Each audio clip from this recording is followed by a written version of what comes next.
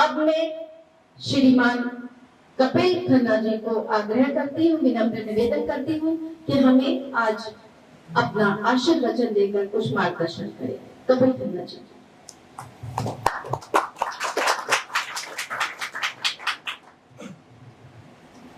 परम आदरणीय आचार्य देशमुख जी महाराज के पावन चरणों में नमन करता हूँ। स्वामी रामानुजाचार्य जी हमारे साथ मंच पे आसीन आचार्य राम गोपाल दीक्षित जी, जिनकी अनेकानेक विधाओं से हम सब परिचित हैं और लेटेस्ट विधा जो इनकी अभी पता चली है, बड़े अच्छे गीतकार और गायक भी हैं।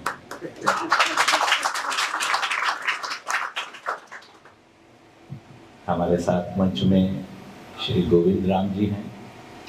आपसे समय समय पर फोन पर बात होती रही है, दर्शन आपके एक बार पहले हुए हैं और आज दोबारा आपके साथ मिलने का सौभाग्य मिला है।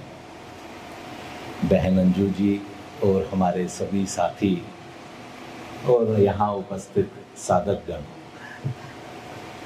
बड़ा सुंदर आपको अलंकरण मिला है। इस समय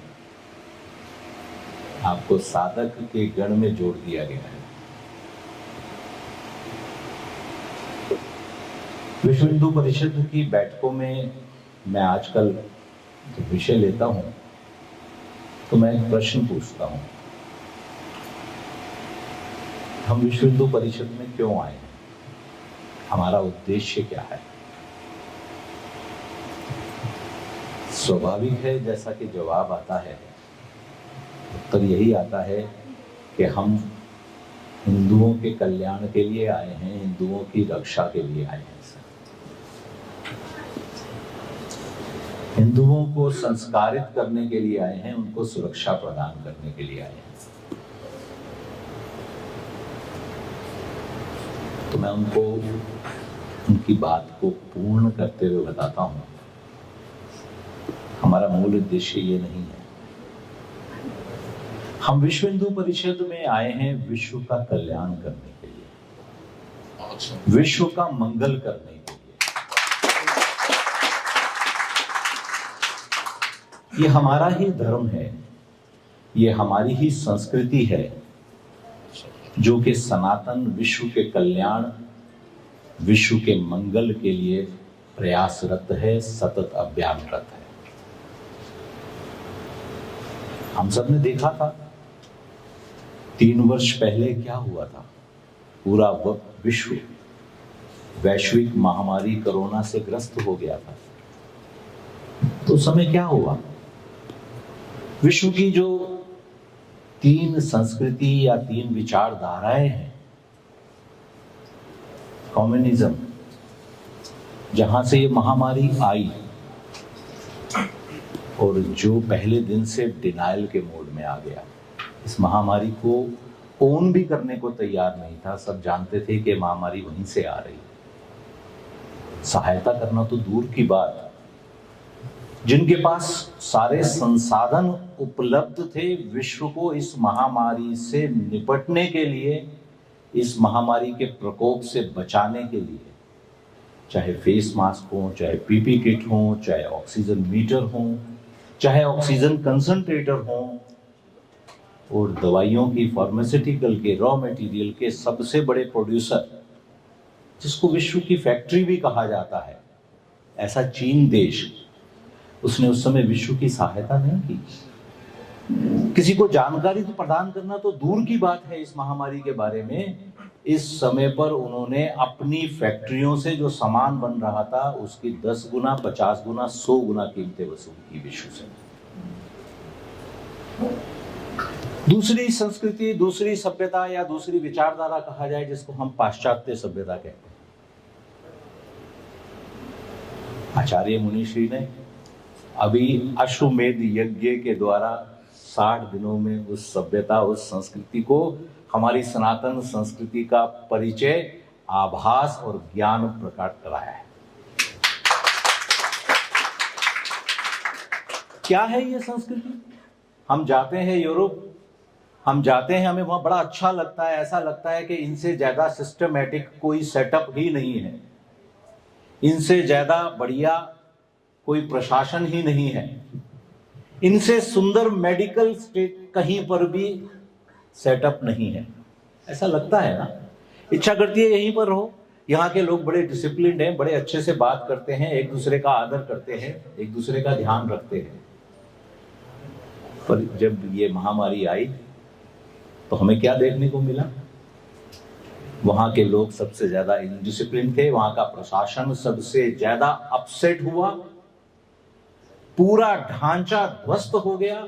वहां की मेडिकल फ्रेटर्निटी, जिसको कहा जाता था सबसे अच्छी सुविधाजनक है, वो सुविधा ही प्रदान नहीं कर पा रहे थे। सड़कों के ऊपर डेड बॉडीज पड़ी हुई थी। सबसे ज्यादा इस महामारी का प्रकोप, सबसे ज्यादा मृत्यु जो हुई इन्हीं देशों में हुई। और वहां के लोग क्या थे? प्रशासन ने कहा भाई घर में रहो, मास्क लगा लो, मास्क नहीं लगाया, सड़कों पे आंदोलन करने उतर गए। जिसको हम कहते थे कि बड़े अनुशासन में रहने वाले लोग हैं, बड़े डिसिप्लिन लोग हैं, बड़ा एक दूसरे की चिंता करते हैं, उनके यहाँ पर सबसे अच्छी वैक्सीन बनाने का अरेंजमेंट्स था, टेक्नोलॉजी उपलब्ध थी, उन्होंने वैक्सीन बनाई जो कि आधी अधूरी थी। हमको पता चल चुका है कि आज उस वैक्सीन का इफेक्ट हमारी वैक्सीन के मुकाबले 50% भी नहीं है, ये पूरा विश्व जान चुका है। उसी वैक्सीन को उन लोगों ने उस सिचुएशन का दुरुपयोग करते हुए विश्व को $300 में दिया एक डोज। और साथ में उन देशों पर जहां वो वैक्सीन पहुंचा रहे हैं, दे रहे हैं, ये शर्त लगा दी कि इसका अगर कोई रिएक्शन हुआ तो हमारे पे केस नहीं करना, ये सरकार हमें गारंटी दे, उस शर्त पे देंगे। और इसी समय हमारी सनातन संस्कृति, हमारा भारत, प्रशासन ने अनुरोध किया, प्रधानमंत्री ने एक बार कहा कि लॉकडाउन में रहिए, हम सब के सब लॉकडाउन में आ गए। हमने कहीं विरोध प्रकट नहीं किया, कहीं आंदोलन नहीं किया, कहीं सड़कों पर नहीं उतरे। हम सब ने मिलकर ना सिर्फ प्रशासन की बात को माना, हम जानते थे ये महामारी से हमारा कुछ लेना देना नहीं है, हमने बनाई भी नहीं है, बढ़ा भी नहीं रहे हैं, कि पता नहीं किन्होंने बनाई और किनके कारण हमारे देश में आई। उसके बावजूद हमने प्रशासन का साथ दिया, ना सिर्फ साथ दिया, लॉकडाउन में रहते हुए अड़ोस पड़ोस में कोई भूखा नहीं रहे, इसकी चिंता की। पड़ोस में मजदूर हैं, एक घर बन रहा है, कंस्ट्रक्शन चल रही है, उस मजदूर के पास खाने के लिए नहीं है, अड़ोस पड़ोस के घर वालों ने अपने घर में खाना बनाकर पहुंचाया। हमारी स्वयंसेवी संस्थाएं, हमारी धार्मिक संस्थाएं, हमारे मंदिर, हमारे गुरुद्वारे, उन्होंने लंगर भंडार गृह खोल दिए। हमारे स्थानक पूजा पाठ ध्यान की चिंता तो कर ही रहे थे, उस समय पे उन्होंने बाकी सब चीजों को पीछे छोड़कर सेवा करनी है, मानव जाति का कल्याण करना है, इसको सर्वोप्रिय ले लिया। हमने उस समय अगर आवश्यकता पड़ी तो हमने शमशान घाटों में जाकर अंतिम संस्कार सम्मानजनक हो, जिनकी दुखद मृत्यु हुई है इस समय, इसकी भी चिंता थी। हमारे यहाँ एक भी सर्जिकल मास्क नहीं बनता था, हमारे यहाँ एक भी पीपी किट नहीं बनती थी। प्रशासन ने अनुरोध किया, आह्वान किया, हमारे टेक्सटाइल जो फैक्ट्रियां थी उन्होंने तुरंत अपने यहाँ पर इस टेक्नोलॉजी को लाए, बनाया, डेवलप किया। और आज तक ये है कि विश्व के सबसे ज्यादा सर्जिकल मास्क, सबसे ज्यादा पीपी किट के प्रोड्यूसर सबसे बड़े भारत देश है। ये सिर्फ 3 महीने में ये सारा काम लॉकडाउन के अंदर रहते हुए उन्होंने किया। वैक्सीन हम बनाना नहीं जानते थे, हमने वैक्सीन का डेवलपमेंट अपने यहां पर कर लिया। प्रशासन ने आह्वान दिया, प्रशासन ने पूरा सहयोग दिया, हमने वैक्सीन अपने यहां डेवलप की। ना सिर्फ डेवलप की, उस वैक्सीन को भारत में 300 करोड़ से ज्यादा डोज उसकी फ्री दी, विश्व में कहीं नहीं हुआ। और इस सबसे ऊपर जो हमारा मूलभूत स्वभाव है जो हमारी सनातन संस्कृति, हमारे भारत का सबसे बड़ा कैरेक्टरिस्टिक है, सबसे बड़ी पहचान है, वसुदेव कुटुंबकम, उसके सिद्धांत का पालन करते हुए विश्व के 70 देशों को फ्री वैक्सीन दी। ये अंतर है हमारे धर्म में, हमारी संस्कृति में, भारत भूमि में और बाकी संस्कृति बाकी जगह। इसीलिए जब मैं ये कहता हूं कि विश्व हिंदू परिषद में किस लिए आए हो, हम विश्व कल्याण के लिए आए हैं। विश्व कल्याण, विश्व का मंगल तभी होगा जब हिंदू जागेंगे, हिंदू इकट्ठे होंगे और अपनी संस्कृति के प्रचार प्रसार को दिल से आगे बढ़ाएंगे। प्रिय साथियों, आप सब उसी कड़ी में जुटे हुए हैं। आप जो कार्य कर रहे हैं वो बड़ा महान कार्य है। हमें ईश्वर ने ये जो शरीर दिया है, ये किस लिए दिया है? हम सब के लिए कोई ना कोई कार्य ईश्वर ने तय किया हुआ है, निश्चित किया हुआ है कि हमें ये कार्य करना है, और वो कार्य पूर्ण करने का साधन हमारा ये शरीर ही है। हम इस शरीर को स्वस्थ रखेंगे तभी हम उस कार्य को पूर्ण कर पाएंगे, तभी ईश्वर की आराधना कर पाएंगे, तभी हम अपनी भक्ति, अपने कार्य को पूर्ण कर पाएंगे।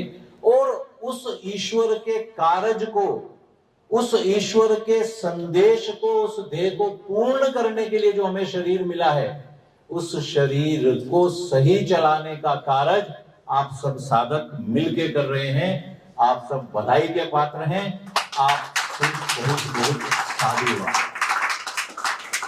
आज हम सब लोग यहाँ जुटे हैं। हम सबको इस रास्ते में, इस मार्ग में पहुंचाने वाले हम सबके आदरणीय लाजपत राय मेहरा जी के जन्म दिवस पर हम सबको आज उनको नमन करते हुए, उन सबके द्वारा, अपने सबके कार्य के द्वारा उनके पहुंचाए हुए संदेश को आगे बढ़ाने का संकल्प अपने जीवन में उतारना है, उसको आगे बढ़ाना है। विश्व के कल्याण के लिए सभी स्वस्थ हों, इस कार्य को पूर्ण करना है।